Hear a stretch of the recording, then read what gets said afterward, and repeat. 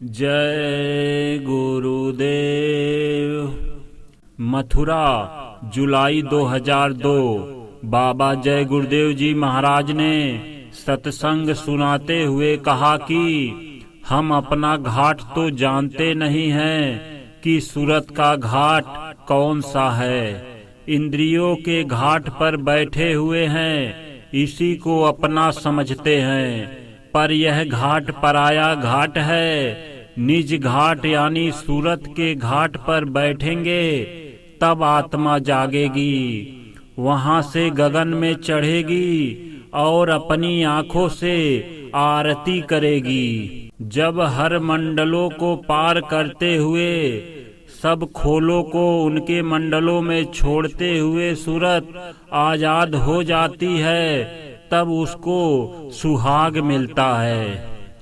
हम झूठे गरूर में रहते हैं, गरूर में बनावट है। सच मिल गया तो उसमें किस बात का गरूर और कैसी बनावट। सच मिल गया तो रूहानी ताकत बढ़ेगी और परमात्मा मिलेगा। और जब सूरत 10वें द्वार में पहुंच जाएगी तो फिर वापस 84 में नहीं आएगी। यह महात्माओं के ऊपर है कि जीव को उधर ही से पार कर दें या मनुष्य शरीर दिलाकर साधना कराकर पार कर दें। अपने देश को कोई पता नहीं है।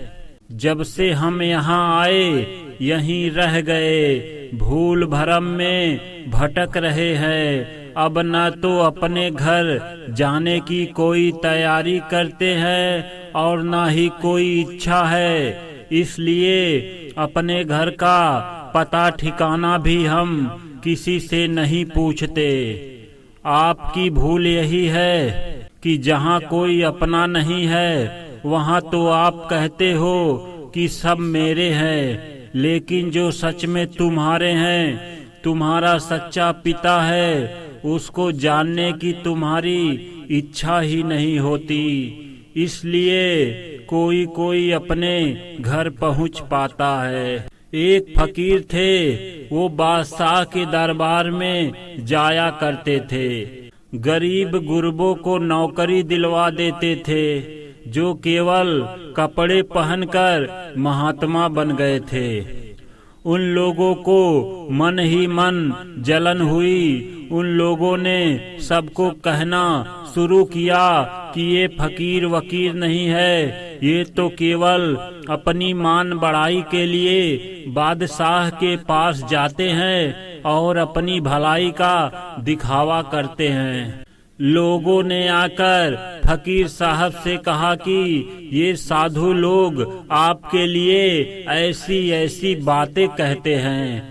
तो उन्होंने कहा कि उनकी समझ उनके पास, मेरी समझ मेरे पास है।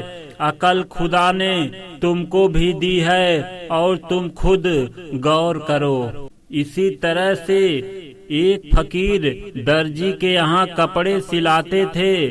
कहने का मतलब ये है कि कोई महात्मा जीवों को लाभ पहुँचाते हैं और कोई महात्माओं के कपड़े पहनकर जीवों का नुकसान कर देते हैं। कोई महात्मा आते हैं, चुप रहते हैं, लेकिन चुप रहकर भी जीवों की भलाई करते हैं। और कोई बोलते हैं, जीवों को सुनाते हैं। ये तो संतों फकीरों की अपनी अपनी मौज है।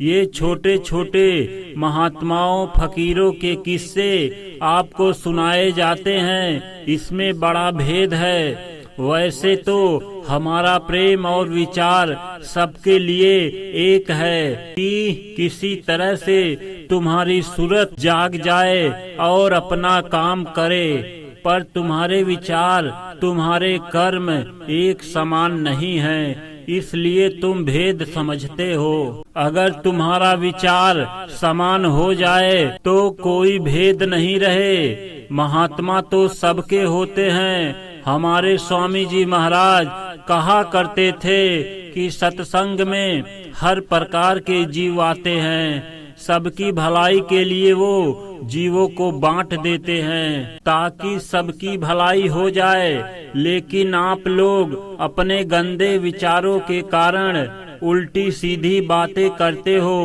तुम्हें चाहिए कि तुम अपने को देखो और मुझको देखो। अपनी अपनी सेवा में चुस्त रहो। सेवा में चोरी करोगे तो भजन में चोरी करोगे। स्वामी जी महाराज ने मुझे हर तरह से सब कुछ सिखा दिया। जब मालिक का भेद मिल जाए, भजन की युक्ति बता दी जाए, तो प्रेमियों को चाहिए कि अच्छी तरह से लगकर भजन करें, सुमिरन ध्यान करें। इस पराये घर में आप बैठे हो, इसी से आपको अपने घर जाने का रास्ता मिलेगा, क्योंकि उसके घर से तुम यहाँ आए हो और भूल भरम में पड़ गए हो।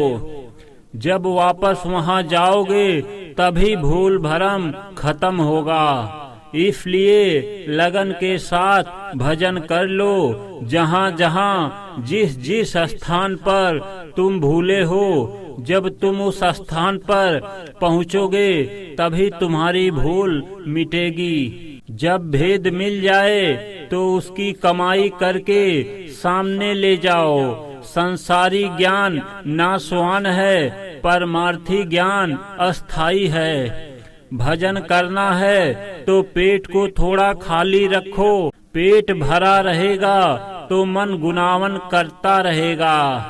हमारे पास कई लोग आए कि हमें नामदान दे दीजिए, पर नामदान की महिमा, उसकी कीमत वो नहीं समझ सके। नामदान मिल गया तो वापस चले गए और कुछ दिन बाद आए। जब उनसे पूछा कि कुछ कमाई की, तो कुछ नहीं, खाली हाथ खड़े हो गए और तमाम दुनिया के बवाल लेकर आ गए। तुम्हें अमोलक चीज मिली है, तुमने फेंक दिया, चिंतन नहीं किया, इसलिए फिर रोते हो। अगर तुम उसको पकड़े रहते, भजन करते रहते, तो तुम्हारे कर्मों की सफाई होती रहती। कर्मों की वजह से ही तो रो रहे हो, लेकिन तुम्हारी समझ में ये बात नहीं आती। यहाँ लोग कहते हैं कि गंगा नहाने से मुक्ति मिलती, तो गंगा में मछलियाँ रहती हैं और भी जल के जीव, उन सबको भी मुक्ति मिल गई होती, क्योंकि वो सब तो 24 घंटे पानी में ही रहते हैं। मुक्ति इतनी आसान नहीं है और न यहाँ मिलती है। मुक्ति पद ब्रह्म के परे है, आप यहाँ मुक्ति मुक्ति चिल्लाते हो। महात्मा आपको सीधा साधा आसान रास्ता बता देते हैं, आप उनके अनुसार चलो तो सब ठीक। यह कलयुग है, इसमें तुम्हें कलयुग की साधना करनी होगी। कलयुग की साधना से ही मालिक मिलेगा। अब इस कलयुग में तुम सतयुग, त्रेता, द्वापर की साधना करोगे तो कोई फायदा नहीं होगा। पहली बात, वो कठिन साधना तुम कर नहीं सकते, क्योंकि न तो शारीरिक बल है न मानसिक बल है। दूसरे, कलयुग में महात्माओं ने उन साधना का निषेध किया। कलयुग योग न यज्ञ न ज्ञाना, एक आधार नाम बस माना। नाम का आधार मिल जाए, उसकी कमाई करो, तुम्हारी जीवात्मा जागेगी, मालिक को पालेगी। जय गुरुदेव। 21 मार्च 2014 से 27 मार्च 2014, शाकाहारी पत्रिका।